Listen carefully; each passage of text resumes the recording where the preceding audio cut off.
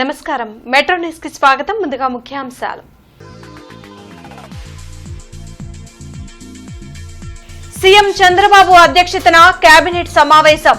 పలు అంశాలపై చర్చించి కీలక నిర్ణయాలు.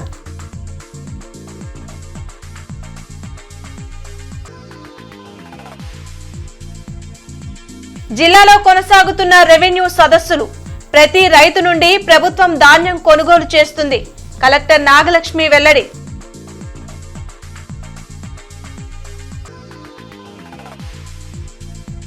గుంటూరు, ప్రకాశం జిల్లాల న్యాయమూర్తులకు మీడియేషన్ పై ట్రైనింగ్. మధ్యవర్తిత్వంతో కేసులు పరిష్కరించుకోవచ్చునన్న రత్నతారారావు, సత్యారావు.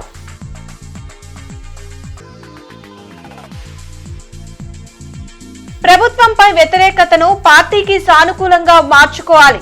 పోరాటాలకు శ్రేణులు సిద్ధం కావాలి. వైసీపీ అధ్యక్షులు జగన్ పిలుపు.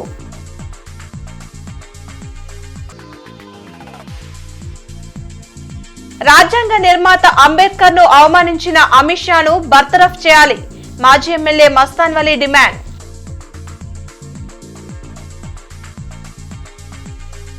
ముఖ్యమంత్రి చంద్రబాబు అధ్యక్షతన మంత్రివర్గ సమావేశం జరిగింది. పలు కీలక అంశాలపై చర్చించి నిర్ణయాలు తీసుకున్నారు. వెలగపూడి సచివాలయంలో సీఎం చంద్రబాబు అధ్యక్షతన కేబినెట్ సమావేశం నిర్వహించారు. పలు కీలక అంశాలపై చర్చించారు. రాజధాని అమరావతిలో 24,276 కోట్ల రూపాయల పనులకు పరిపాలనా పరమైన అనుమతుల్ని కేబినెట్ గ్రీన్ సిగ్నల్ ఇచ్చింది. ఎయిమ్స్ కు అదనంగా మరో 10 ఎకరాల భూమి కేటాయింపుకు ఆమోదం తెలిపారు. అమరావతి అభివృద్ది కోసం హట్కో నుండి 11,000 కోట్లు, కేఎఫ్డబ్ల్యూ నుండి 16,000 కోట్ల రుణం తీసుకునేందుకు కేబినెట్ అంగీకరించింది. 475 ప్రభుత్వ జూనియర్ కాలేజీల్లో మధ్యాహ్నం భోజనం అమలు చేసేందుకు నిధులు కేటాయింపుకు మంత్రివర్గం గ్రీన్ సిగ్నల్ ఇచ్చింది. కేబినెట్ వివరాలను మంత్రి పార్థసారథి మీడియాకు వెల్లడించారు. 50.21 ఎకరాల ప్రభుత్వ భూమిని రిజిస్ట్రార్ ఆచార్య ఎన్జీ రంగాకి బదలాయించడం జరిగింది. జిఓఎంఎస్ నెంబర్ 571 డేటెడ్ 14/9/2012 ప్రకారం సాధారణ షరతులకు లోబడి ఉచితంగా బదిలీ చేసే ప్రతిపాదనని కేబినెట్ ఆమోదించింది. అదేవిధంగా ఈఎస్ఐ కోసం ఎంప్లాయీస్ స్టేట్ ఇన్సూరెన్స్ కార్పొరేషన్కు 5 ఎకరాల భూమిని జిఓఎంఎస్ నెంబర్ 571 అనుసరించి మరియు బిఎస్ఓ 24 నిబంధనలను అనుసరించి మార్కెట్ ధర 61,23,516 రూపాయలకు బదలాయించే ప్రతిపాదనను కూడా మంత్రిమండలి ఆమోదించిందని చెప్పేసి మనం చేస్తాను.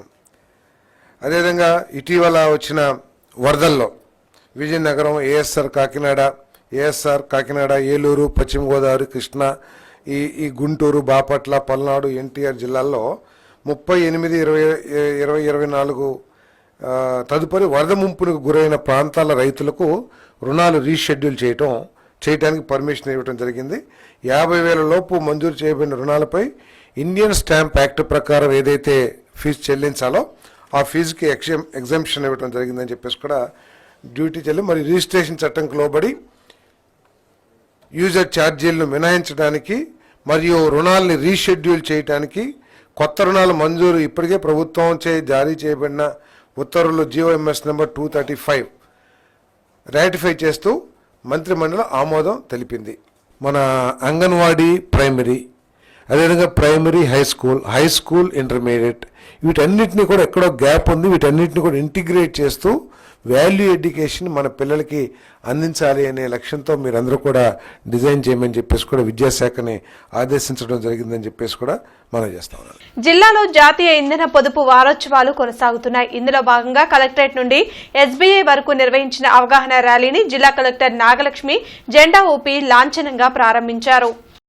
కలెక్టర్ కార్యాలయం వద్ద స్టేట్ ఎనర్జీ కన్జర్వేషన్ మిషన్ ఇంధన శాఖ ఆధ్వర్యంలో నిర్వహించిన ఇంధన పొదుపు వారోత్సవాల కార్యక్రమంలో జిల్లా collector Nagalakshmi, joint collector Bhargava Teja పాల్గొన్నారు. ప్రతి సంవత్సరం డిసెంబర్ 14 నుంచి 20 వరకు విద్యుత్ వినియోగంపై అవగాహన కార్యక్రమం నిర్వహిస్తున్నామని కలెక్టర్ తెలిపారు. దీనిలో అందరినీ భాగస్వాములుగా చేసి భావితరాలకు ఉపయోగపడే విధంగా విద్యుత్ను ఆదా చేసేందుకు అవగాహన కార్యక్రమం చేస్తున్నామని అన్నారు. వినియోగదారులు అవసరం లేని పరికరాలకు విద్యుత్ నిలిపివేయాలని సూచించారు. దాని ద్వారా భావితరాలకు విద్యుత్ను అందించగలమని వెల్లడించారు. సోలార్ విద్యుత్ వాడకం ద్వారా కరెంట్ ఆదా చేయవచ్చని అన్నారు. సోలార్ ప్లాంట్లను పెట్టుకునే గృహ యజమానులకు కేంద్ర ప్రభుత్వం సబ్సిడీ ఇస్తుందని వివరించారు. ఈ కార్యక్రమంలో ఎస్సీ కేవీఎల్ఎన్ మూర్తి, ఈఈ శ్రీనివాస్ బాబు, డిప్యూటీ ఈఈ హుస్సేన్ ఖాన్, రాజ్మోహన్, గురవయ్య, ముస్తాక్ అహ్మద్ సిబ్బంది పాల్గొన్నారు.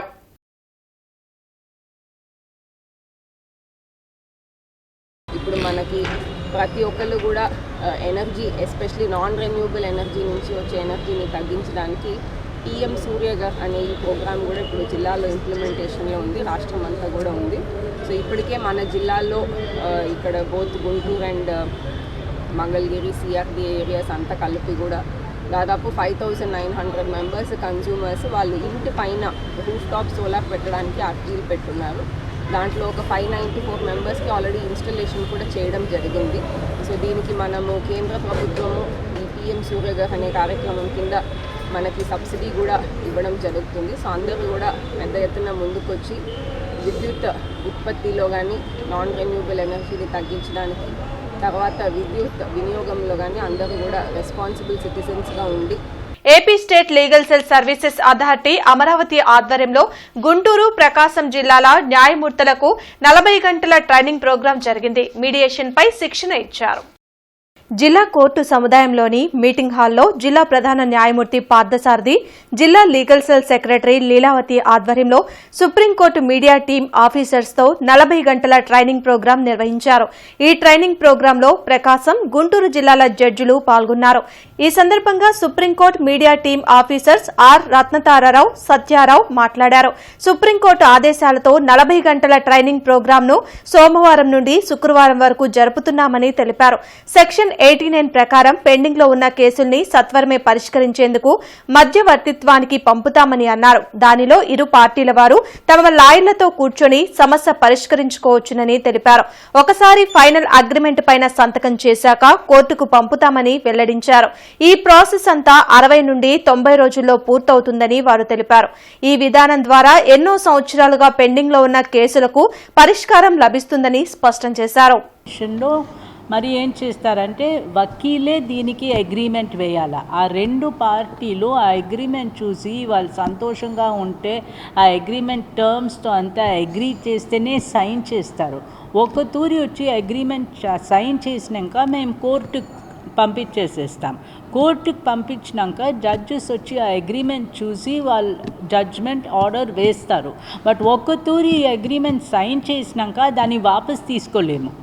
అందుకోసం మనకు టైం ఉంది. సో బాగా ఆలోచన చేసి మన మీడియేటర్ సరిగా ఎక్స్ప్లెయిన్ చేసి ఇది వచ్చి ఒక ప్రాసెస్. ఈ ప్రాసెస్ ముగించడానికి ఎన్ని రోజులు? మనకు 90 రోజులు, లేకపోతే 60 రోజులు, లేకపోతే 90 రోజులు ఇస్తారు. ఆ 90 రోజుల్లో ఈ కేసు ముగిస్తుంది. ఒక తూరు ఈ కేసు ముగించినాక ఒక తూరు మనం సెటిల్మెంట్ అగ్రిమెంట్ వేసి సైన్ చేశాక ఈ కేసులో అప్పీల్ ఉండదు, ఏమీ ఉండదు. Once the agreement is signed by the parties, after they have taken a decision, that agreement becomes binding on it, and it will be sent to the court, and the court will pass a judgment or a decree which becomes an executable decree. And further, the dispute itself, finally it has been resolved. There is no further appeal or revision or any review to the High Court or the Supreme Court or anywhere else. So the parties, for once for all, they can decide all their disputes also. It is not only the case which has been referred to mediation, it is also the other disputes which the parties have. Even that can be resolved in mediation. That is one of the unique feature of mediation also. చెప్పారు.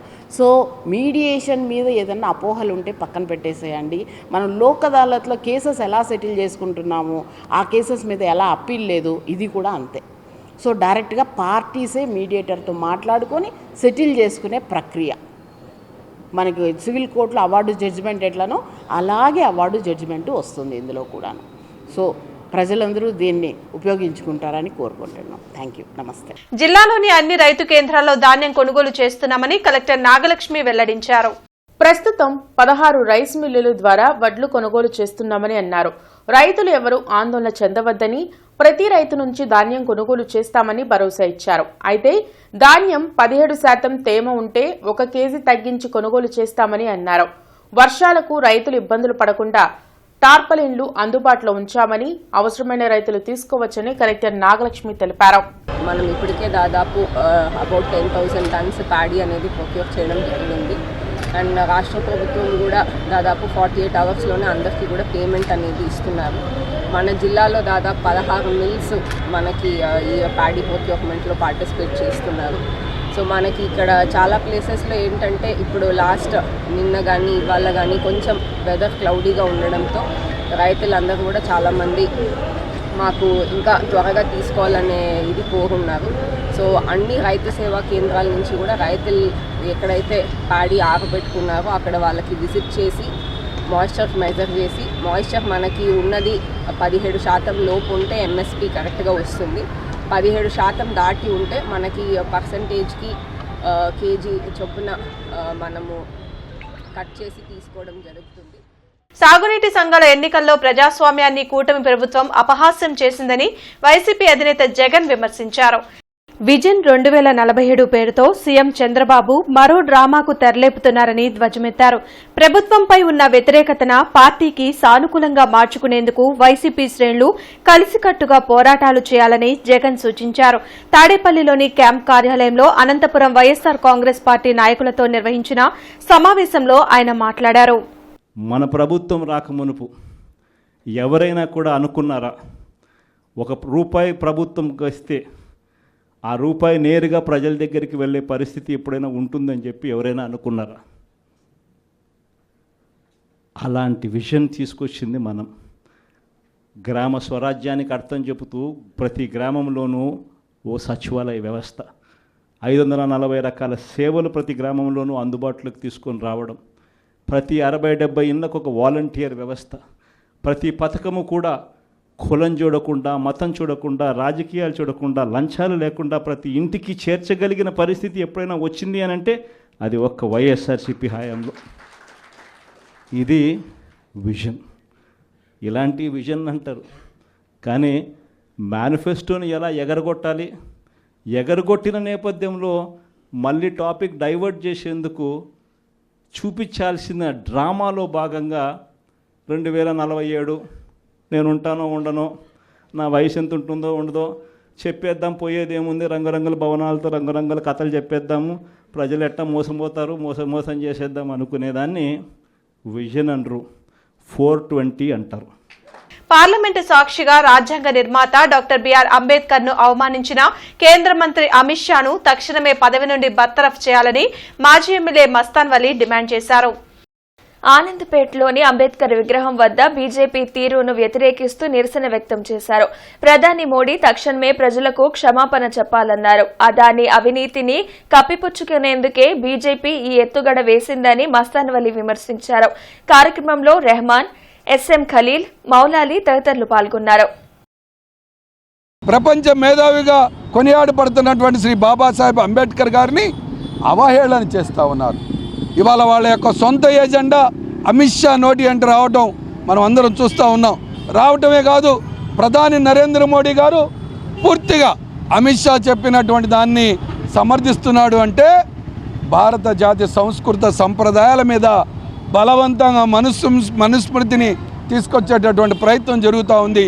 అందుకోసం ఇవాళ దేశవ్యాప్తంగా Congress party భారత జాతి పక్షాన, భారతీయుల పక్షాన, భారత రాజ్యాంగాన్ని గౌరవం కలిగినటువంటి పార్టీగా వెంటనే అటువంటి బాబాసాహెబ్ అంబేద్కర్ గారిని అవహేళన చేసిన మంత్రి పదవి నుంచి బర్తరఫ్ చేయాలని, అతన్ని ఏమాత్రం కూడా ఎన్నికల్లో పోటీ చేసి భారత ప్రజాస్వామ్యంలో ఎన్నికల ప్రక్రియలో లేకుండా చేయాలని, దీన్ని సమర్థించినటువంటి నరేంద్ర మోడీ గారు వెంటనే తన తప్పొప్పుకొని భారత జాతికి క్షమాపణ చెప్పాలని.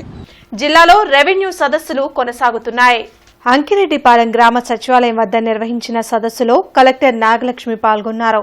భూ సమస్యల పరిష్కారం కోసమే ప్రభుత్వం ప్రత్యేకంగా ఈ సదస్సుల్ని ఏర్పాటు చేసిందని, ప్రజలు సద్వినియోగం చేసుకోవాలని కలెక్టర్ కోరారు. జనవరి 8 వరకు రెవెన్యూ సదస్సులు జరుగుతాయని తెలిపారు.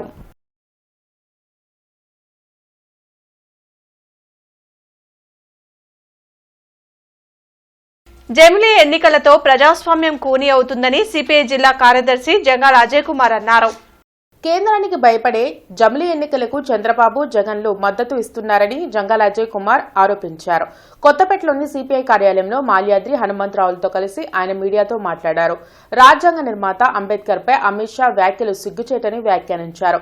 ఎన్నికల్లో ఇచ్చిన హామీలను కూటమి ప్రభుత్వం అమలు చేయడంలో విఫలమైందని, డిసెంబర్ 26న సిపిఐ శతవార్షిక ఉత్సవాలను ఘనంగా నిర్వహించనున్నట్లు తెలిపారు. ఒకే ఎన్నిక, ఒకే పాలన, ఒకే మతం ఉండాలనేటటువంటి దుర్బుద్ధితోటి పైశాచికంగా జమిలీ ఎన్నికల్ని ముందుకు తీసుకొని వచ్చాడు. ఈ జమిలీ ఎన్నికలు చంద్రబాబుకి నష్టమే, జగన్మోహన్ రెడ్డికి నష్టమే. కానీ వీళ్ళిద్దరూ కేసులకు భయపడి, కాదంటే జైలుకి వెళ్లాల్సి వస్తుందని భయపడి నోరు మెదపలేని దుస్థితిలో ఉంటే, మీకు పౌరుషం ఉంటే, చంద్రబాబు నాయుడికి జగన్మోహన్ రెడ్డికి పౌరుషం ఉంటే మీరు జమిలీ ఎన్నికలపైన మీ అభిప్రాయం ఖండిస్తారా, లేకపోతే మేము నరేంద్ర మోడీకి బానిసలమని బహిరంగంగా ఒప్పుకుంటారని ఈ సందర్భంగా చెప్పాల్సినటువంటి అవసరం కూడా, ప్రజలకి అర్థం కావాల్సిన అవసరం కూడా ఉందని తెలియజేస్తూ ఈ జమిలీ ఎన్నికల్ని సిపిఐగా ఖండిస్తూ ఉన్నాం.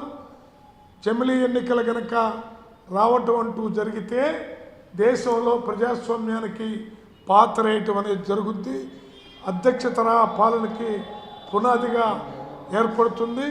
కాబట్టి దీన్ని పూర్తి స్థాయిలో ఖండించాలని సిపిఐగా విజ్ఞప్తి చేస్తూ ఉన్నాం. అంగన్వాడీ స్థాయి నుంచే విద్యార్థుల్లో ప్రాథమిక నైపుణ్యాలను పెంపొందించే విధంగా డిఆర్పీలు కృషి చేయాలని పాఠశాల విద్య ఆర్జేడీ లింగేశ్వరరెడ్డి అన్నారు. చౌత్రా సెంటర్లోని ప్రభుత్వ బాలికోన్నత పాఠశాల ఏర్పాటు చేసిన ఎఫ్ఎల్ఎన్ జ్ఞానజ్యోతి రీఫ్రెషర్ ట్రైనింగ్ ప్రోగ్రాంను ఆయన ప్రారంభించారు. 120 మంది డిఆర్పీలకు 3 రోజుల పాటు శిక్షణ ఇవ్వనున్నారు. కార్యక్రమంలో MBO Kuddus, HM Kasim, CMO Anil తదితరులు పాల్గొన్నారు. వీరందరికీ కూడా ఈరోజు రేపు నాన్ రెసిడెన్షియల్ మోడ్లో ట్రైనింగ్ ఇవ్వడం జరుగుతుంది. వీళ్ళందరూ ఇంటర్నగా మరి ఫీల్డ్ లెవెల్లో జరిగేటువంటి అంగన్వాడీ టీచర్లు అందరికీ కూడా ట్రైనింగ్ ఇవ్వడం జరుగుతూ ఉంది. అంటే ఫౌండేషన్ లిటరసీ న్యూమరేషన్లో భాగంగా, పిల్లలకు న్యూ ఎడ్యుకేషన్ పాలసీలో భాగంగా బేసిక్స్ పరంగా అవగాహన కల్పించడానికి ప్రైమరీలో స్ట్రెంగ్తన్ చేయడానికి ఉద్దేశించినటువంటి ప్రోగ్రామ్ ఇది. ఇందులో భాగంగానే 1-2 క్లాసెస్ సంబంధించి ఫౌండేషన్ లిటరసీ న్యూమరేషన్లో భాగంగా మా స్కూల్ ఎడ్యుకేషన్లో భాగంగా టీచర్లకు కూడా ట్రైనింగ్ నడుస్తూ ఉంది. అదేవిధంగా అంగన్వాడీ టీచర్లకు రాబో కాలంలో ఫీల్డ్ లెవెల్లో ఉన్నటువంటి అందరికీ కూడా ట్రైనింగ్ ఇచ్చి వాళ్ళను స్ట్రెంగ్తన్ చేయడం జరుగుతుంది. జిల్లా సివిల్ సప్లైస్ భవన్లో రాష్ట్ర పౌర సరఫరాల సంస్థలో పనిచేస్తున్న హమాలీలకు 3 జతల కాకి దుస్తులు పంపిణీ కార్యక్రమం జరిగింది. దసరా సందర్భంగా 210 మందికి ఇవ్వాల్సిన దుస్తులను పంపిణీ చేసినట్లు పౌర సరఫరాల సంస్థ జిల్లా అసిస్టెంట్ మేనేజర్ గంగాధర్ తెలిపారు. ఈ కార్యక్రమంలో ఏఐటీయూసీ రాష్ట్ర అధ్యక్షులు చల్లాచిన ఆంజనేయులు, రాష్ట్ర నాయకులు జి సురేష్ బాబు, జిల్లా కార్యదర్శి రావుల అంజిబాబు, కోటా మర్యాదాసు, రమేష్, రామారావు, హమాలీలు పాల్గొన్నారు. మన కార్పొరేషన్లో పనిచేస్తున్నటువంటి హమాలీస్కి ఇవ్వాల్సినటువంటి కాకి యూనిఫామ్ మనిషికి 3 జతలు చొప్పున మన జిల్లాలో పనిచేస్తున్నటువంటి కార్మికులందరికీ, హమాలీస్ అందరికీ కూడా ఈ రోజున డిస్ట్రిబ్యూట్ చేయడం జరుగుతుంది. మన ఏఐటీయూసీ రాష్ట్ర జిల్లా నాయకుల సమక్షంలో ఈ యొక్క పంపిణీ కార్యక్రమం అనేది చేపట్టడం జరిగింది.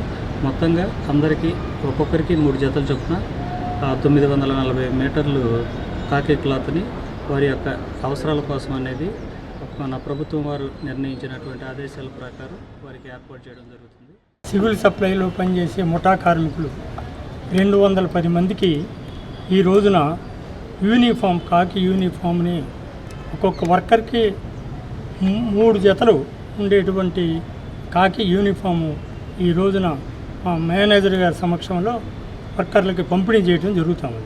ఏ రంగంలో పనిచేసే వారైనా ఆ రంగంలో మంచి ప్రణాళిక వేసుకుని తూచా తప్పకుండా నైపుణ్యంతో పనిచేసినప్పుడే తప్పకుండా ఆ రంగంలో విజేతలవుతారని సర్వీస్ హెల్త్ ఆర్గనైజేషన్ వ్యవస్థాపకులు డాక్టర్ టి సేవాకుమార్ అన్నారు. బ్రాడీపేట్లోని ఎస్హెచ్ఓ సమావేశ మందిరంలో ఎస్హెచ్ఓ ప్రచురించిన 2025 క్యాలెండర్ ఆవిష్కరణ సభలో ఆయన పాల్గొని ప్రసంగించారు.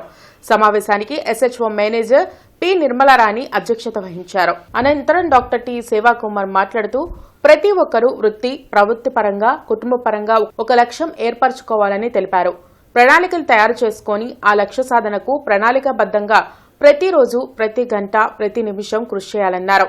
ఎవరికైనా రోజుకి 24 గంటలేనని, అయితే ఆ 24 గంటల్లోనే ప్రణాళికాబద్ధంగా నైపుణ్యంతో కృషి చేయాలని తెలిపారు. అప్పుడే విజేతలవుతారని, ప్రణాళిక లేకపోయినా నైపుణ్యత లోపించిన లక్ష్య సాధనలో విఫలమవుతారన్నారు. ప్రతి ఒక్కరూ ప్రతి సంవత్సరం స్వల్పకాల, దీర్ఘకాల ప్రణాళికలు ఏర్పరచుకొని కాలానుగుణంగా మార్పులను ఆహ్వానిస్తూ కృషి చేస్తే తప్పక విజేతలవుతారన్నారు. సమయం విలువ తెలుసుకునేందుకు ప్రణాళిక తప్పనిసరి అవుతుందన్నారు.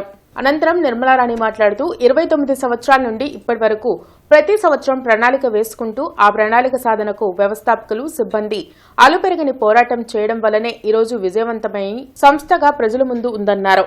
ప్రజలందరూ ఆ విధంగా విజయవంతమైన వ్యక్తులుగా ఎదిగేందుకు ప్రణాళికలు ఉపయోగపడతాయన్న ఉద్దేశంతోనే ప్రతి సంవత్సరం 10,000 క్యాలెండర్లు ముద్రించి ఉచితంగా పంచుతున్నామన్నారు.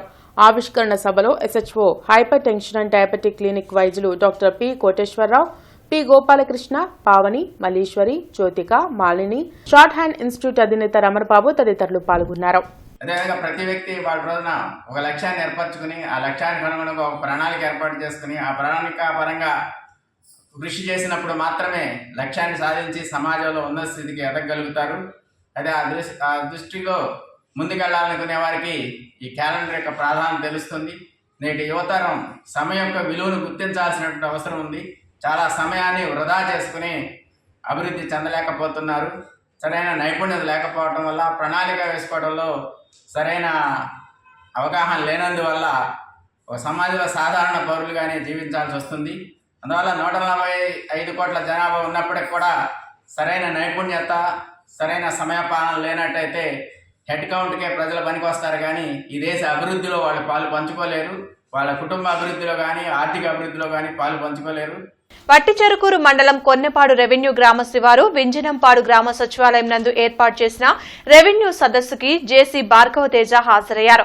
అనంతరం ప్రజల నుండి అర్జీలు స్వీకరించి అధికారులకు వాటిని బదలాయించి పరిష్కార మార్గాలను చూపలేని ప్రతి అర్జీని పీజీఆర్ఎస్ నందు ఆన్లైన్లో నమోదు చేసి అర్జీదారులకు అర్జీ అందినట్లుగా రిసిప్ట్ ఇవ్వాల్సిందిగా అధికారులను ఆదేశించారు.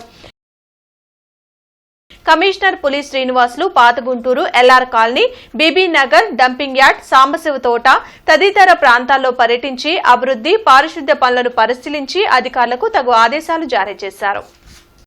ఈ సందర్భంగా కమిషనర్ మాట్లాడుతూ నగరంలో అభివృద్ధి పనుల నాణ్యతపై పలు ఫిర్యాదులు అందుతున్నాయని, పనులను ఆమోదం మేరకు చేపట్టిన టెండర్ ప్రకారమే జరగాలని స్పష్టం చేశారు.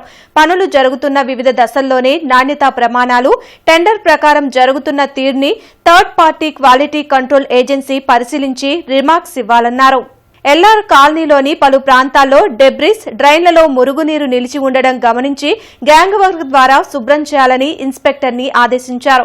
ఏటుకూరు రోడ్లోని డంపింగ్ యార్డ్ ని పరిశీలించి యార్డ్ నుండి జిందాల్కి వ్యర్థాలను తొలగించే కంపాక్టర్లను మరమ్మత్తు లేకుండా ఎప్పటికప్పుడు చర్యలు తీసుకోవాలన్నారు. అనంతరం సాంబశివపేటలోని ఆక్యుపెన్సీ సర్టిఫికెట్ కోసం దరఖాస్తు చేసుకున్న భవనాన్ని పరిశీలించారు.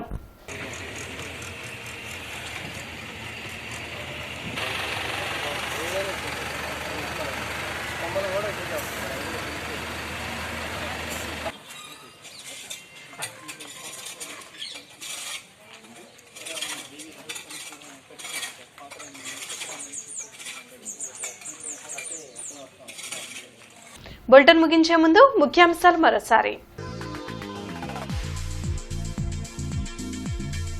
సీఎం చంద్రబాబు అధ్యక్షతన కేబినెట్ సమావేశం, పలు అంశాలపై చర్చించి కీలక నిర్ణయాలు.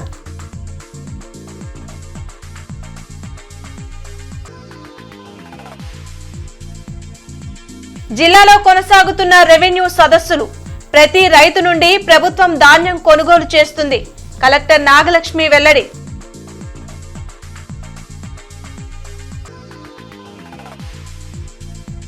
గుంటూరు, ప్రకాశం జిల్లాల న్యాయమూర్తులకు మీడియేషన్ పై ట్రైనింగ్, మధ్యవర్తిత్వంతో కేసులు పరిష్కరించుకోవచ్చునన్న రత్నతారారావు, సత్యారావు.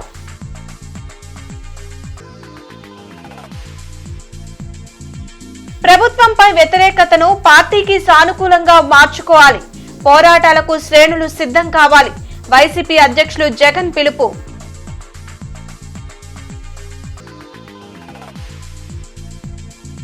రాజ్యాంగ నిర్మాత అంబేద్కర్ ను అవమానించిన అమిత్ షాను బర్తరఫ్ చేయాలి. మాజీ ఎమ్మెల్యే మస్తాన్ వలీ డిమాండ్.